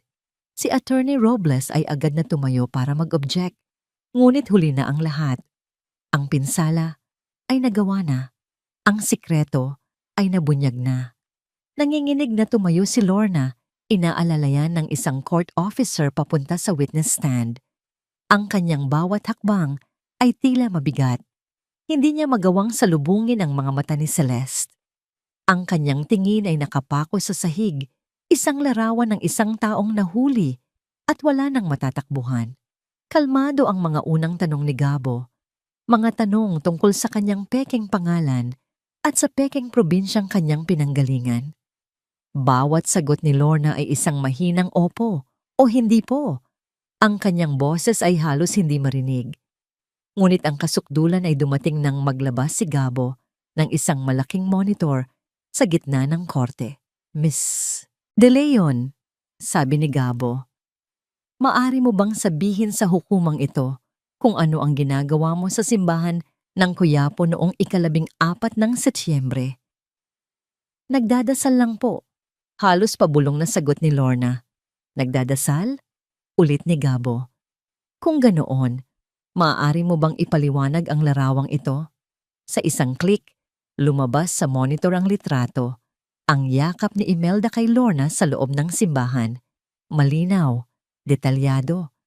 Napaigtad si Lorna, ang kanyang mga mata ay nanlaki sa gulat. Si Imelda, mula sa kanyang upuan, ay napahawak sa mesa. Ang kanyang mukha ay nababalot ng galit.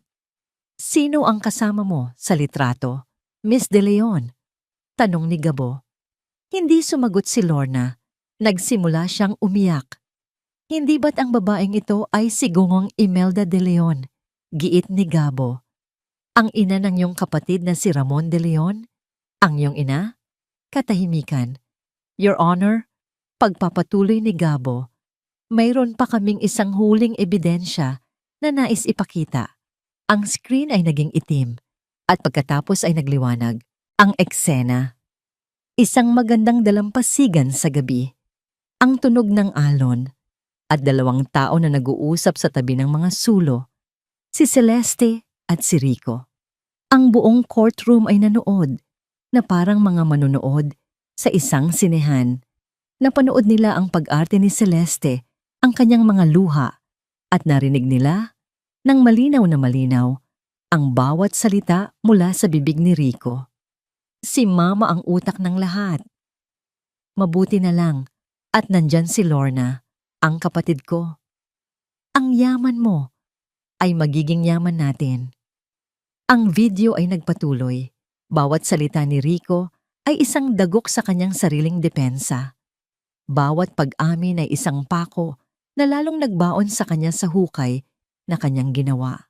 Nang matapos ang video, wala ni isang tunog ang maririnig sa silid.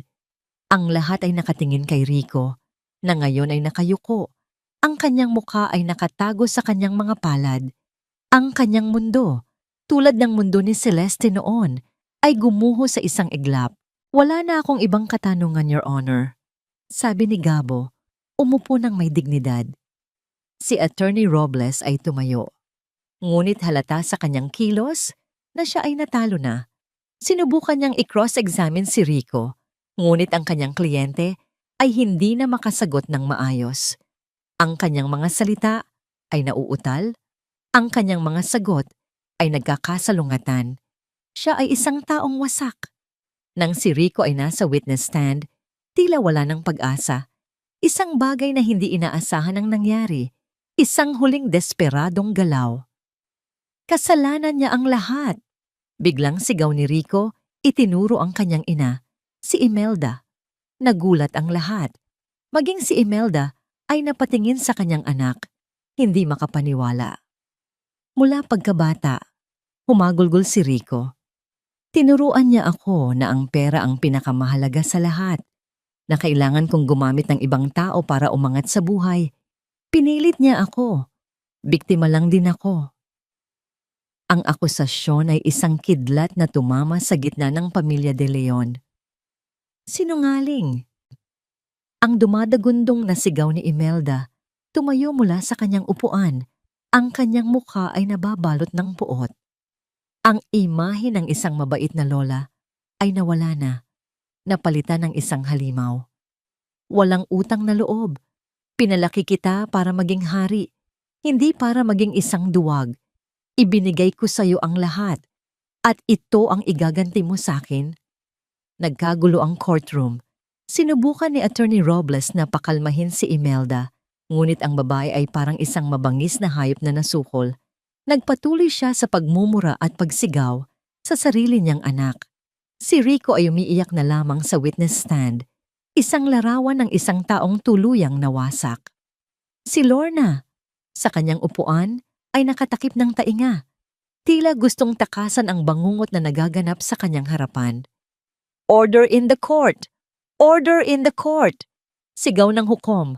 Paulit-ulit na ipinupukpok ang kanyang gavel. Kinailangan ng mga court sheriff na pilit na ilabas si Imelda, na patuloy na nagwawala at isinusumpa ang pangalan ng sarili niyang anak. Ang perpektong pamilya ng mga manloloko ay sinira hindi ng batas, kundi ng kanilang sariling kasakiman at pagkakanulo sa isa't isa. Napanood ni Celeste ang lahat ng ito. ang pagbagsak ng mga taong sumira sa kanya. Ngunit sa halip na makaramdam ng saya o tagumpay, ang naramdaman niya ay isang kakaibang kahungkagan. Ang digmaan ay tapos na. Ang mga kaaway ay talunan. Habang inilalabas ng mga gwardya ang umiiyak na si Rico at ang tulalang si Lorna, nagtama ang kanilang mga mata ni Celeste. Sa mga mata ni Rico, nakita niya ang pagsisisi at pagkatalo. Sa mga mata ni Lorna, nakita niya ang takot at kahihiyan. Ngunit sa mga mata ni Celeste, wala silang nakita. Walang galit. Walang awa. Tanging isang babaeng nakatayo pa rin matapos ang pinakamatinding bagyo. Ang laban ay tapos na.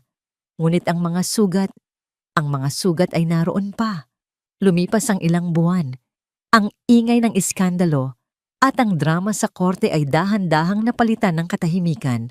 Tulad ng inaasahan, ang hatol ay naging pabor kay Celeste. Guilty. Ang pamilya de Leon ay napatunayang nagkasala sa kasong syndicated estafa at nahatulan ng maraming taong pagkakakulong. Ang annulment ay ipinagkaloob. Ang pangalan ni Celestina Reyes ay nilinis. Ang balita ng pagbagsak ng mga de Leon ay naging headline, ngunit para kay Celeste, ito ay isang malayong ugong na lamang. Hindi niya pinanood ang pagbasa ng hatol. Tinawagan na lamang siya ni Gabo para ibalita ito. Tapos na, Celeste. Nanalo tayo, sabi ng abogado sa kabilang linya. Isang simpleng, salamat Gabo lamang ang kanyang isinagot. Walang pagdiriwang, walang party. Para sa kanya, ang tunay na tagumpay ay hindi ang pagkakakulong ng kanyang mga kaaway, kundi ang kapayapaan na unti-unti niyang nararamdaman. Ang unang ginawa niya matapos ang lahat ay ipinagbili ang mansyon sa Forbes Park. Masyadong maraming alaala, masasamang alaala ang nakakabit sa mga pader niyon. Sa huling pagkakataon, nilibot niya ang bawat silid. Ang balkonahe kung saan nagsimula ang lahat. Ang silid tulugan kung saan siya nagkunwaring tulog. Ang sala kung saan siya hinarap ni Imelda. Hindi na ito isang tahanan. Isa na itong musoleo ng mga kasinungalingan. Kinuha niya lamang ang mga larawan ng kanyang mga magulang at ang ilang personal na gamit. Ang lahat ng bagay na may kaugnayan kay Rico, ang mga regalo, ang mga alahas, ang mga damit, ay ipinaiwan niya para sunugin kasama ng nakaraan. Ang Reyes Legacy Holdings na minsang nasa bingit ng pagbagsak ay muling bumangon. Sa paglabas ng katotohanan, bumalik ang tiwala ng mga investor, lalo na ni Mr. Chen na personal na tumawag para humingi ng paumanhin at doblehin pa ang kanyang investment. Muli siyang bumalik bilang CEO, ngunit sa pagkakataong ito, mas matalino na siya, mas maingat, at may isang bagong uri ng kumpiyansa. Sa kanyang pagbabalik, sinalubong siya ng palakpakan mula sa kanyang mga empleyado at ng board of directors. Si Jay Velasco ay personal na lumapit sa kanya. Patawarin mo kami, Celeste. Nagduda kami sa'yo. Ngumiti lamang si Celeste. Ang mahalaga po ay narito pa rin tayo. Sama-samang itataguyod muli ang kumpanya. Natutunan na niya ang halaga ng pagpapatawad, hindi para sa kanila, kundi para sa sarili niyang kapayapaan. Isang gabi, ilang buwan, matapos ang lahat, nakatayo si Celeste sa balkonahe ng kanyang bagong tahanan. Isang modernong penthouse unit sa puso ng BGC. Mula roon, tanaw niya ang kumikinang na mga ilaw ng syudad, isang tanawin ng pag-asa at walang katapusang posibilidad. Ang hangin ay sariwa. Ang pakiramdam ay may magaan. May kumatok sa kanyang pinto. Si Gabo. Bawal ba ang bisita? Tanong nito. May dalang isang maliit na potted plant, isang simbolo ng bagong simula. Para sa'yo, laging bukas ang pinto. Nakangiting sagot ni Celeste. Tumabi si Gabo sa kanya sa balkonahe. Tahimik nilang pinanood ang paglubog ng araw, ang paghahalo ng kulay kahel at lila sa kalangitan. Ano na ang plano mo ngayon? Tanong ni Gabo. Huminga ng malalim si Celeste dinadama ang bawat sandali. Ang sakit ay naroon pa rin, isang peklat na marahil ay hindi na mawawala. Ngunit hindi na ito kumikirot, isa na lamang itong paalala. Isang paalala ng kanyang katatagan. Isang paalala na kahit ang pinakamatinding bagyo ay may katapusan, tumingin siya kay Gabo at sa unang pagkakataon, sa loob ng mahabang panahon, isang tunay, walang halong bigat, nangiti ang sumilay sa kanyang mga labi. Ang nangiti ng isang babaeng muling natagpuan ang kanyang sarili. Ang nangiti ng isang reynang muling nabuo ang kanyang kaharian. Hindi mula sa abo ng paghihiganti, kundi mula sa pundasyon ng pagpapahalaga sa sarili. Mabuhay, sagot niya. Ang kanyang boses ay puno ng pag-asa. Sa unang pagkakataon, para sa sarili ko.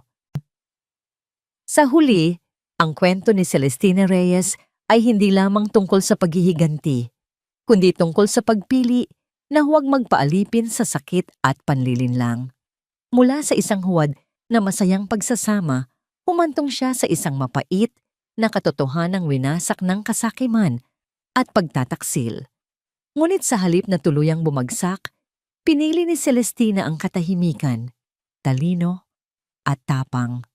Sa tulong ng batas, ginamit niya ang mismong mga bitag ng kaaway upang ilantad ang katotohanan, patunay na ang kasamaan ay hindi kailanman nagtatagumpay magpakailanman. Ang kwentong ito ay paalala na ang tunay na lakas ng isang babae ay hindi nasusukat sa yaman o kapangyarihan, kundi sa kakayahang tumindig muli at ipaglaban ng sariling halaga matapos ang pinakamabigat na pagkakanulo. Ikaw, kung ikaw ang nasa kalagayan ni Celestina, pipiliin mo bang manahimik muna upang mag-ipon ng lakas o lalaban ka agad kahit sugatan pa ang puso mo? Sa tingin mo, sapat ba ang hustisya para maghilom ang isang pusong winasak ng pagtataksil? Bago tayo magtapos, gusto kong kamustahin kayo. Kumusta ang puso at isipan ninyo ngayon? Sana, kahit sa simpleng paraan, ay nakahanap kayo ng lakas sa kwentong ito. Ibahagi ninyo ang inyong saloobin sa comments. Nandito lang ako, nakikinig at nagpapasalamat sa bawat isa sa inyo.